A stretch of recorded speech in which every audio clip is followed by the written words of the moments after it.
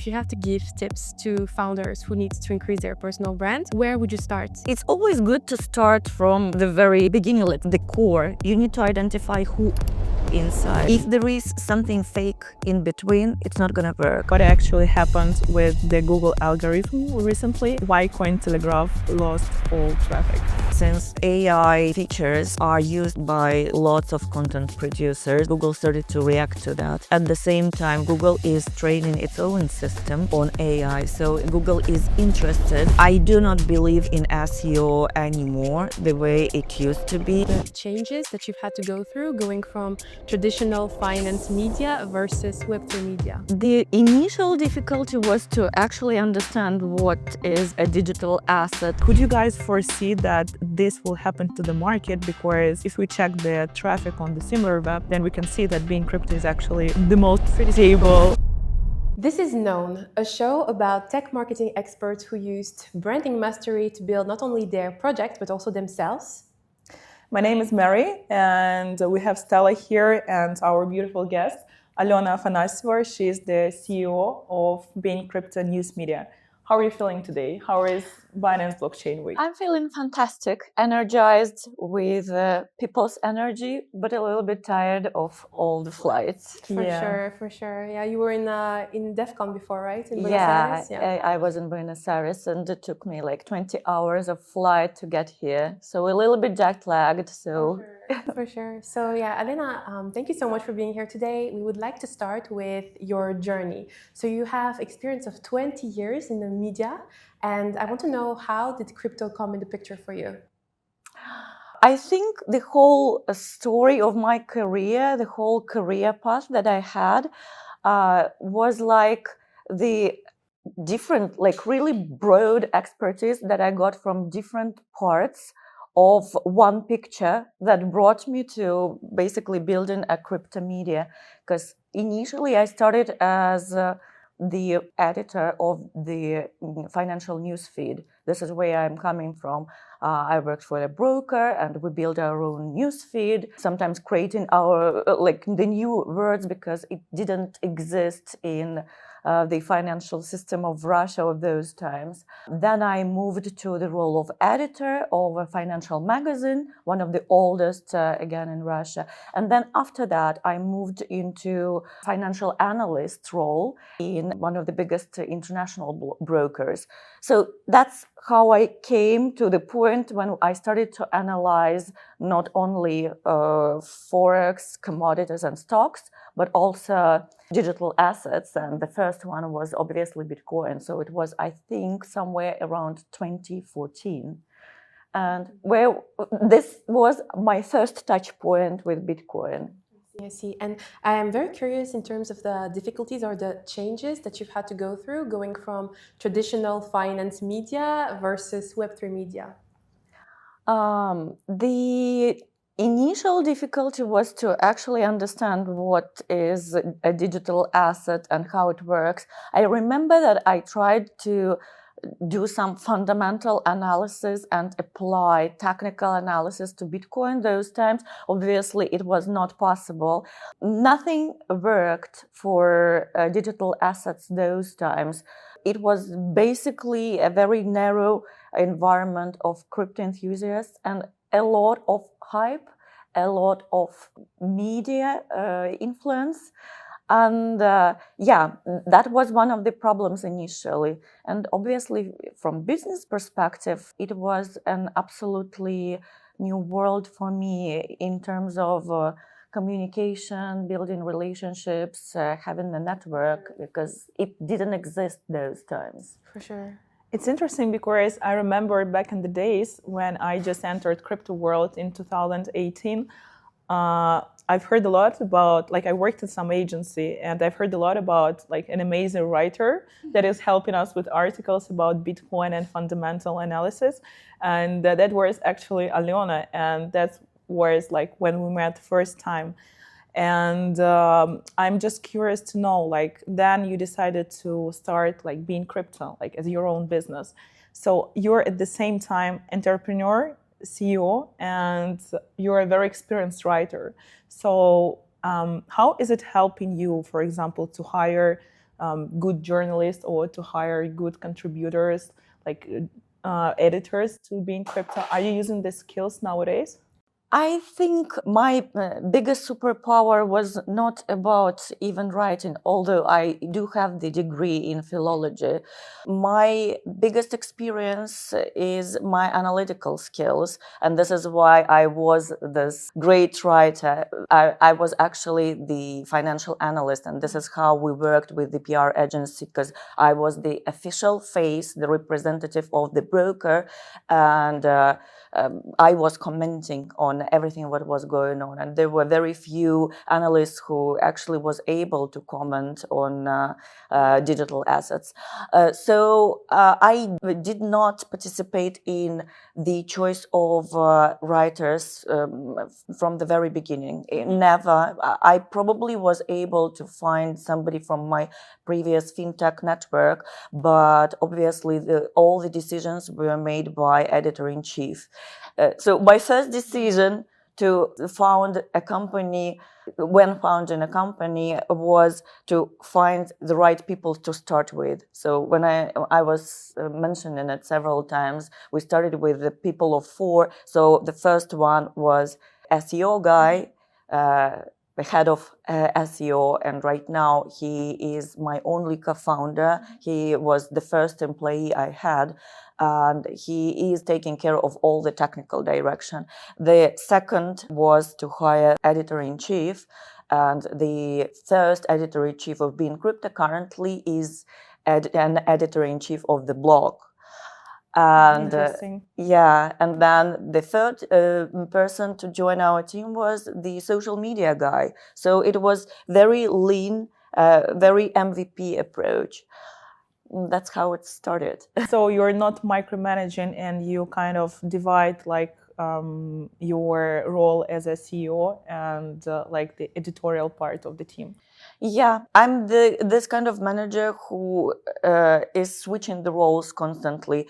In most cases, I'm the connector, but I'm also a teacher, a coacher, a supporter, and I'm the analytical and strategic brain of the company. We obviously we have a very strong technical presence with Danny Polo, who is the co-founder, and with our CTO, Chief Technical Officer. But everything what is related to editorial, it's obviously defined by editor-in-chief. Yeah, I think this is a good strategy, and kind of showing that the media is really mature, because in crypto media landscape, we can see that especially like tier 3 media, they kind of mix in like commercial and editorial part, unfortunately. But I hope they're going to change. I think it's changing quite rapidly. But do you miss writing, or you kind of amplify these skills into your personal branding? Yeah, that's probably one of the. I do love writing, and I love not writing for the sake of writing. I love analyzing something and then sharing my opinion. And you probably can notice it in my LinkedIn, because every time I'm attending something or reading something interesting or contacting somebody inspiring, I'm sharing it in my LinkedIn account. Yeah, for sure. You're very active. I think like once you get this power to represent officially the brand that you're leading, then you just went viral. Like I've seen the career growth, like maybe not the career growth, but your personal brand growth, like how to say, yeah, exponentially like blowing once you became like the CEO of BeInCrypto, and which is great. Yeah, but I didn't put this focus for during the first years. The first years were like really, really tough years. It was a lot of work, a lot of building, a lot of hiring, a lot of strategizing. Right now, I have a little bit more time, and I do believe that it's also part of the responsibility of the founder who is representing the brand, who is ready to represent the brand. Not everybody wants that. Yeah, so for you, the personal branding came kind of after building, right? It was not something that you did simultaneously. It came after. During the first 3 years, we were totally focused on building. Startup mode, tough startup mode. No, that's the point. That the startuppers are usually start talking and selling and pitching before they actually build something. So my approach was a little bit different. Only at the time I was absolutely sure that we are stable, we know what we are doing, we finalized our mission and vision. I'm ready to represent this brand. And now you're extremely active. We were talking about your socials, but you also have awards nominations. You're being a judge, a speaker, invited everywhere, including here on our podcast. What is your secret recipe for personal brand? If you have to give tips to founders who need to increase their personal brand, where would you start? It's always good to start from the very beginning, like from the core. You need to identify who are you inside, what kind of role you play in the company. Obviously, if you are defining the vision and mission of the company, you are supposed to be the DNA of this vision and mission. Yourself. Exactly. If there is something fake in between, it's not going to work. It's not like somebody is writing for you or somebody telling you what is the right target audience or what is the right tone of voice. You need to define it yourself. What kind of tone of voice, what kind of communication is good for you. Somebody is really good in presenting. Somebody is good at writing. And then you go to the professionals like you and define it all together. What would be the next stage? How exactly is the best way to express myself because I have this kind of superpowers? Yes. Okay. So what I hear from you is basically you have to understand yourself, understand who you are, and stay kind of true to this. Discover your superpowers, and then use them to build your personal brand. Exactly. Okay. I think it's worth building a decent project as well. Yeah, for sure. Although some people get away with but it's short term. It's very short term. I think that for also something that really defines BeInCrypto is the long-term vision, right? Because from the very beginning you built the brand with the goal of keeping your integrity, right? Instead of selling out and promoting projects which were not very. So I had my 5 years plan from the very beginning. I started the business from the financial plan that I pitched to investors, and in this financial plan it was clear where we're going to start, what other languages we're going to expand into, and how we're going to grow. And we had multiple goals for the next several years. So yeah, it seems like the brand of BeInCrypto and your personal brand are both based on this, right? Like this analytical mindset, also the authenticity and the integrity side of things. It's very interesting. Like your brand, the company, and your personal brand are basically based on the same values as you were saying. Absolutely. That's the point, that if you build something sustainable, something for long term, you need to be aligned with your core values and your DNA. And then you start hiring, you kind of cherry pick the people who share these values.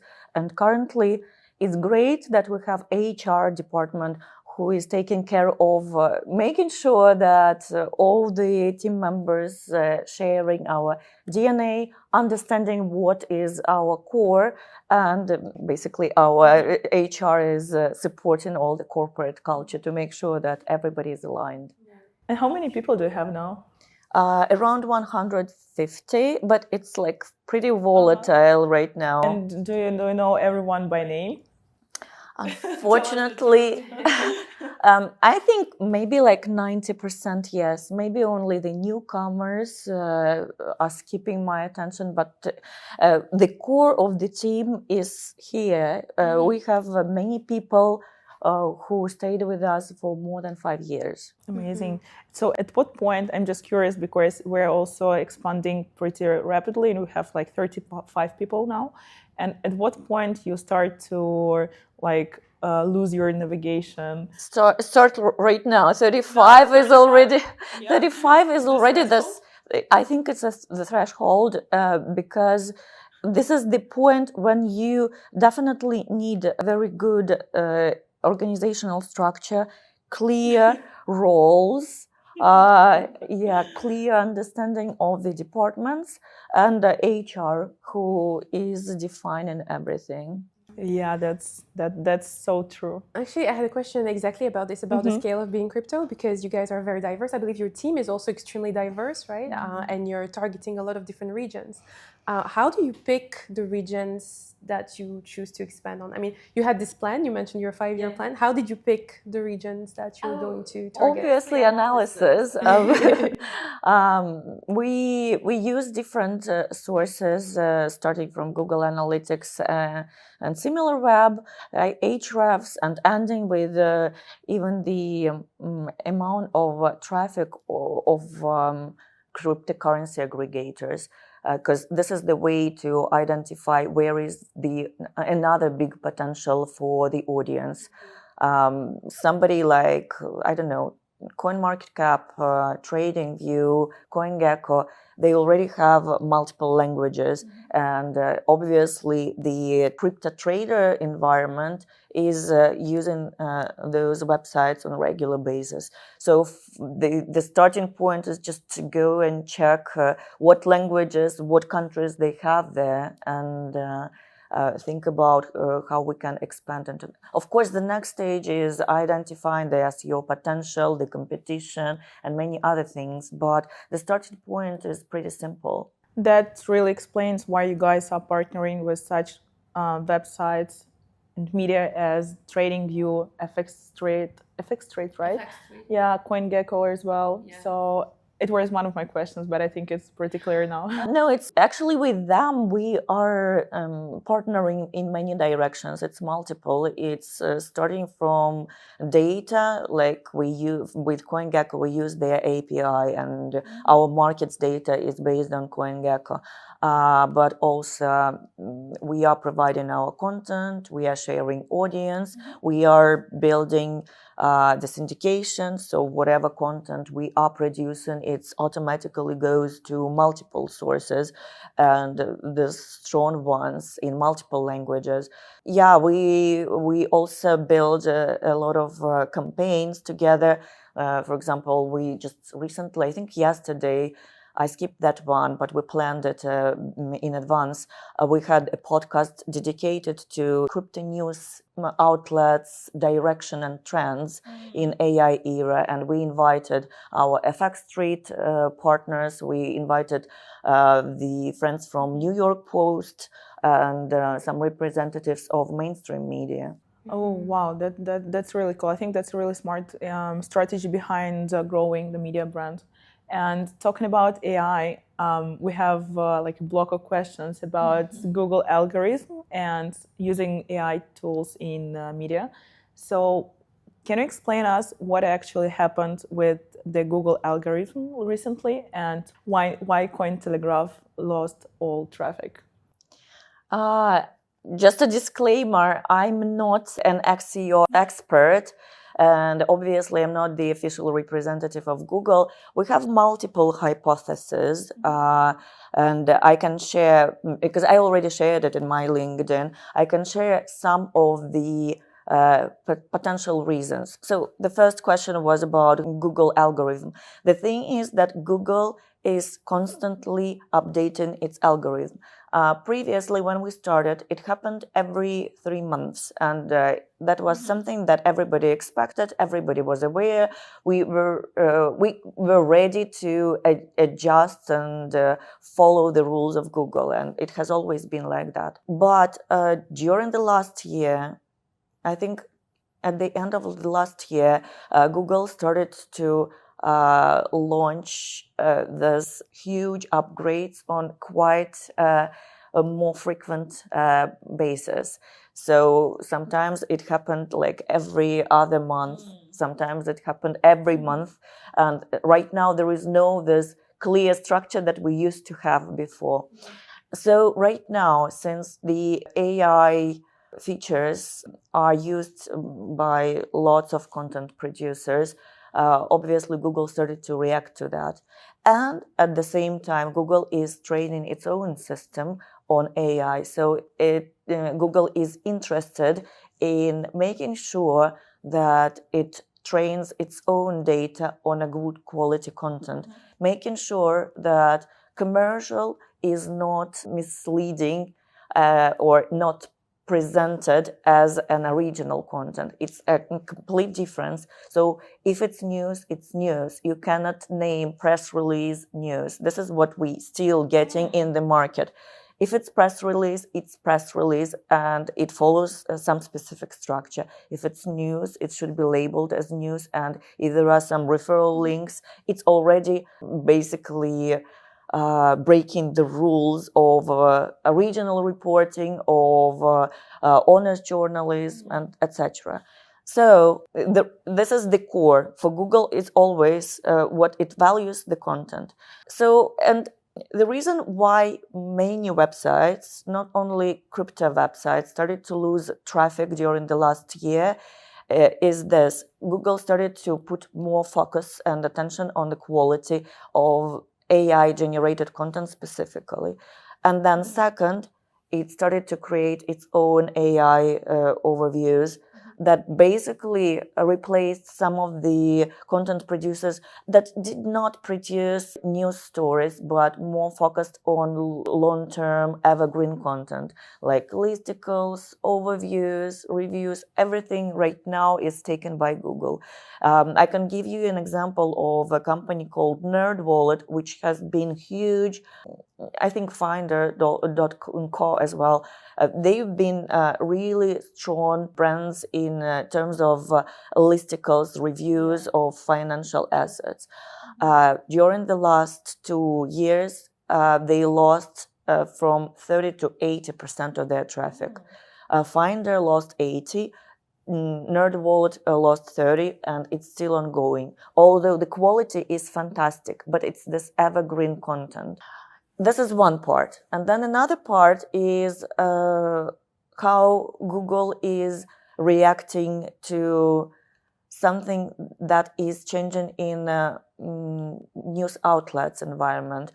Obviously, since traffic started to decrease, news outlets started to struggle because there is not enough traffic to monetize. If you are not monetizing, it means you are not surviving, or you kind of have to decrease either prices or the quality of partners, of commercial partners. So I think the news outlets that got erased from Google during the recent months, and it's not only Cointelegraph, there are multiple sources. They are the ones that started to decrease the quality of the commercial partners.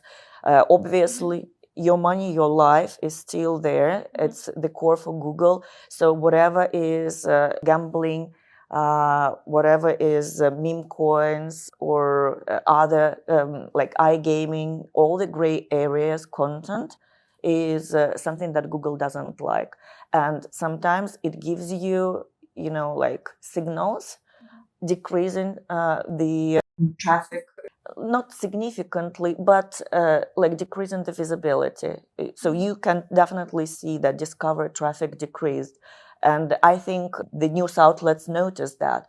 But it's the question, what is the next decision? If you see that Google already sent you the signal, you need to adjust the strategy. You need to remove something that doesn't look good, and maybe find some other opportunities to grow traffic. If you are not listening once, twice, 3 times, you are getting completely erased.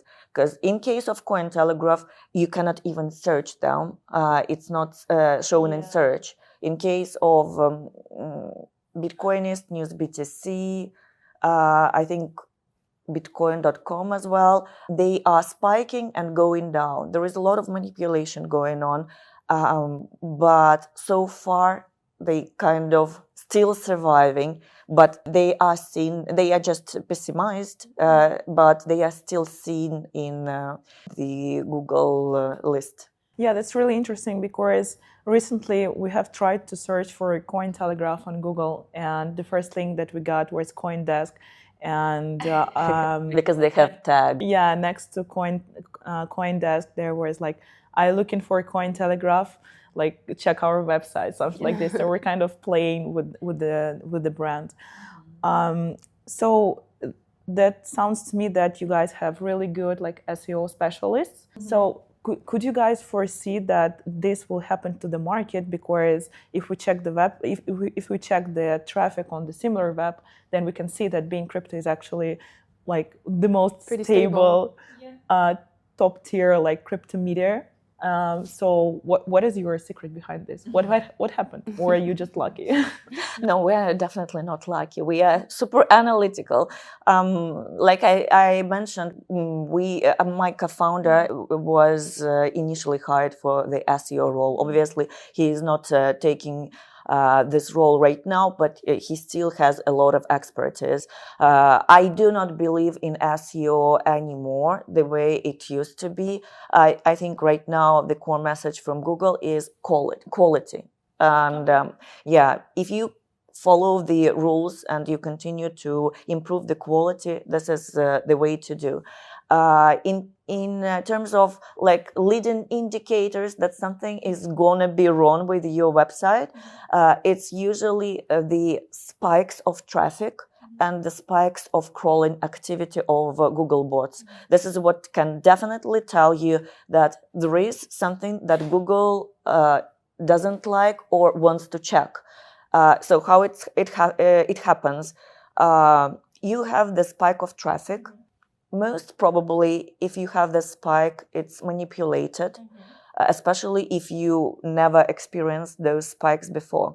And Google clearly says something is wrong, and maybe it's black SEO or some backlink strategy. So all kinds of manipulation. Google comes and sends the bots to crawl the website and to check what's happening. Maybe it's something with the website map or whatever.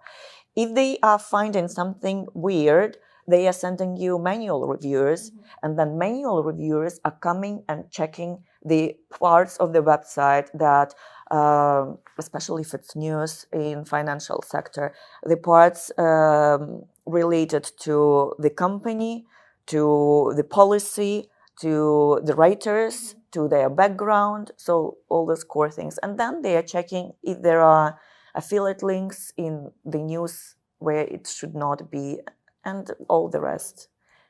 That should be used for our sales pitches to the Definitely, clients, right? definitely. Backlinks and paid content. Yes, yes. And the second part of the question was why we are so stable. So we are not hunting for huge spikes. We are not trying to hack the system. We are keeping improving our content quality. Obviously, our website is not perfect. Obviously, there is a lot to improve, and we keep doing that. Unfortunately, we do not have millions of dollars on just UX, UI spendings. We're a poor media website. But what we do, we constantly adjust to the situation. So what happened 2 years ago when there was this meme coin craze starting? You remember when everybody was launching their meme coins, most of them were shit coins, and many news outlets started to promote it, and it was a very new thing. Nobody knows if it's legit or not. What is considered to be a good one if it's launched by a famous person, you know? If it's launched by Trump, by several presidents, for example. Is it legit or not? Or it's still a meme coin that's gonna be a scam? And it was 2 years ago, and some companies from casino background were actually taking this trend immediately, and we got offered lots of money on promoting those things. And kind of after several months, we realized that something is wrong. And when we our sellers are selling, for them, the more the better. Obviously, we didn't do any tricks with the news and etc. But at some point, I started to see like really crazy banners at the website that do not follow our principles and the DNA. Then I started to see that the number of press releases is even bigger than the number of news that we are producing. And this is a very bad signal to Google as well. And we started to decrease the amounts and we started to put the rules. So for, I don't know, 20 news produced, there should be not more than 5 press releases. There should be a balance. To balance it out. Absolutely. But at some point, meme coins started to become real shit coins, and we realized that it's a no-go. You have to get out of this. Yeah, and I think it was a smart move 2 years ago. We definitely did not make those huge money that others did, but we stopped completely working with several companies, and we said no to millions of dollars.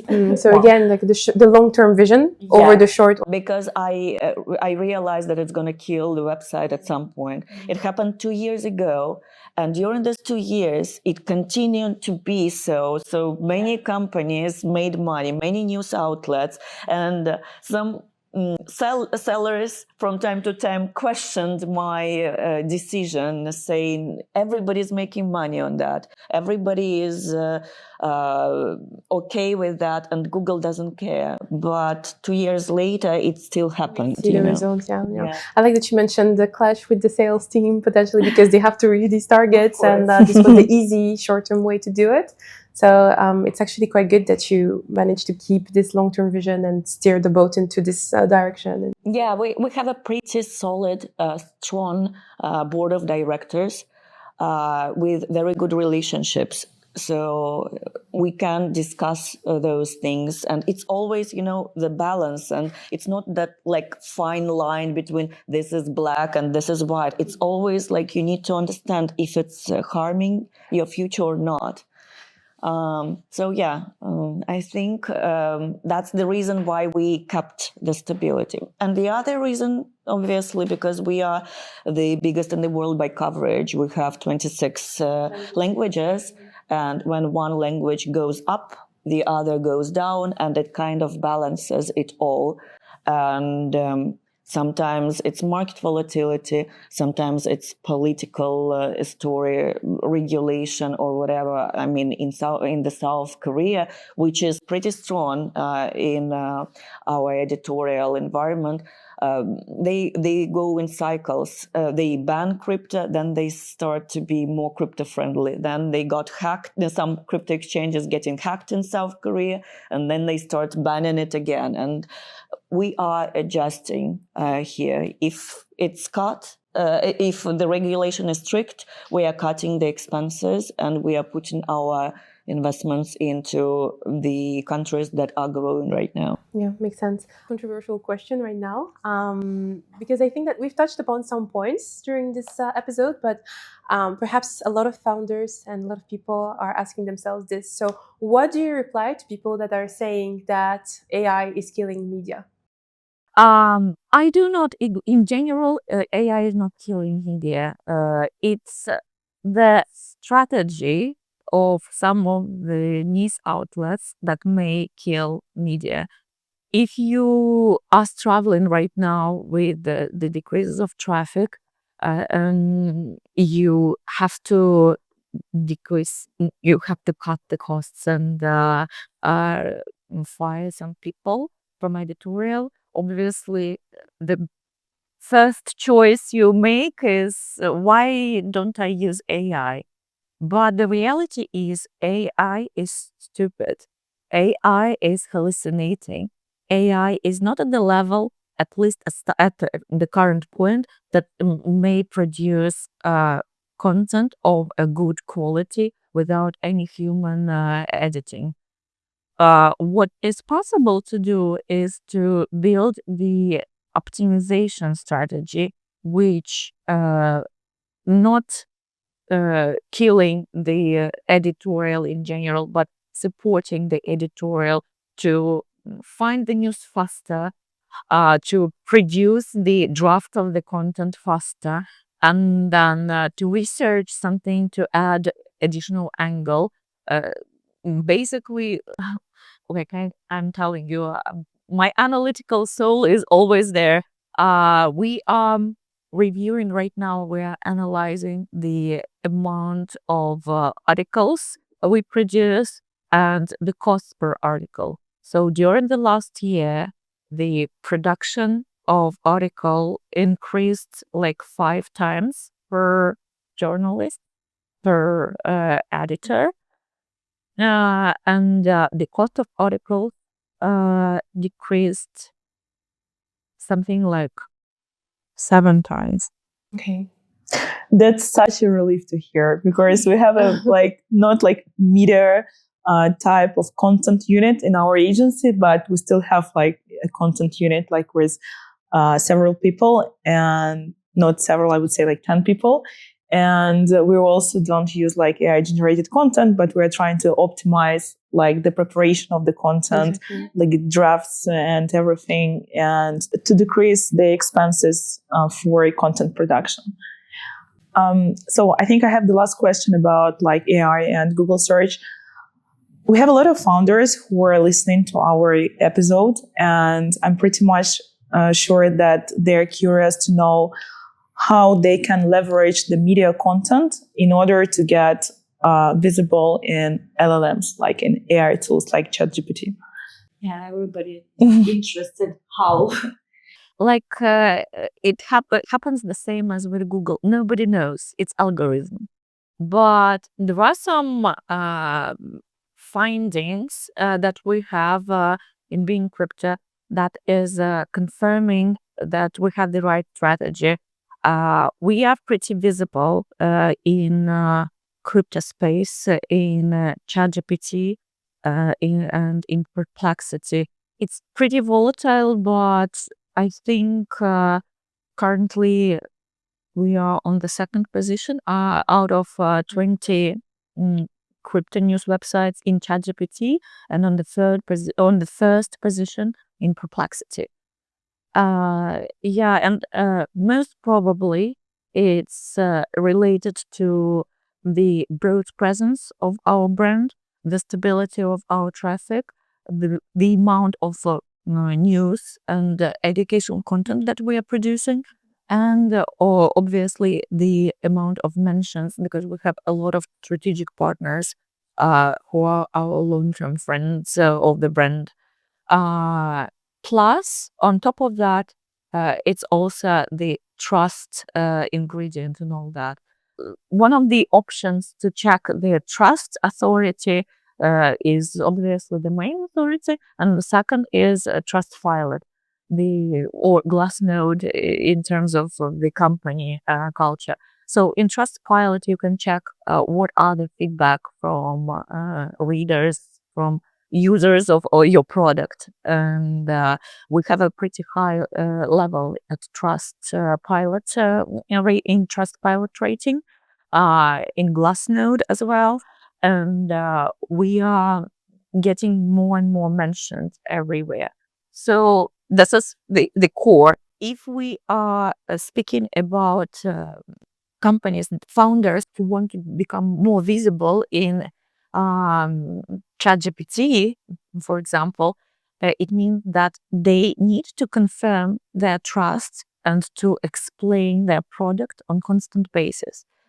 And this is the change of the paradigm right now, because what they did previously, they do one interview, they do one press release, they pay some I don't know, PR distribution company. This company is automatically sending all the press releases to hundreds of shitty websites.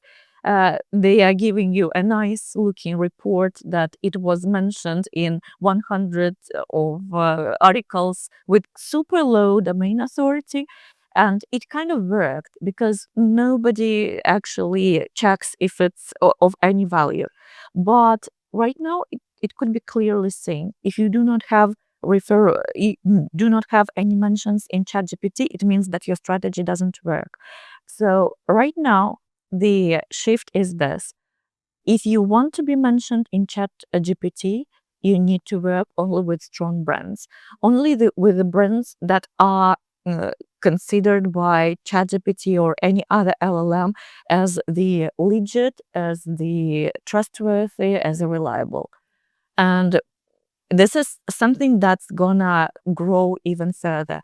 All the news outlets that looked like blogs that didn't put the investments into their brands during all the previous years, thinking that this altcoin season will stay here forever, unfortunately are in a tough situation right now because you need to invest before you're gonna get this. And we know perfectly the brand, it's not something that you can build in a second. It takes years to actually position yourself perfectly. So thank you so much, Alena. We would like to wrap up this interview with flash questions. So basically, I'm going to ask you a list of questions, and I would like you to answer as fast and as honestly as possible. Are you ready? Ready? Okay. So the 3 most important qualities for a successful media founder. Multitasking, time management, and communication skills. Okay. Deliver fast and decent, or take time to make things perfect? Take time. Okay. The biggest... okay. But if you have a hypothesis, you need to deliver fast MVP, test it before making a long-term strategic decision. So it's the combination. The one thing that you would tell to all Web3 founders that need to interact with media? If you could persuade them to do one thing better to improve their brand. Know what you really want and what is the real measure of success of collaborating with media. What's the biggest lesson that you learned this year? That I'm stronger than I thought. I love this. And finally, $100 million or 100 million subscribers? Obviously 100 million subscribers. I calculated it right now. Because it costs more. Okay, thank you so much. It was a pleasure having you. Thank you. It was a pleasure, and thank you for inviting me. Yeah, I think this was a really, really insightful podcast, like for people who are working in communications and marketing, like because it's really get to get updated information now about like the recent trends in media. And also throughout the podcast, I was thinking, should I ask Alena to be my mentor, like business mentor? That really means something. Thank you so much for coming. Thank you. It was a pleasure. I really enjoyed it. Enjoy the rest of the conference. Thank you. Bye-bye, everyone.